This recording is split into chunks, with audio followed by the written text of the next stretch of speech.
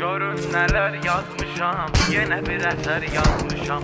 Bu xalqın taleyindən, dərdindən, kileyindən edim sizlərə söhbət, belə olubdu bu dəhşət. 88-ci il aranı qatdılar qəfil, köhnə ədavətilə, Rusun siyasətilə, erməni daşnaqları tutdular torpaqları.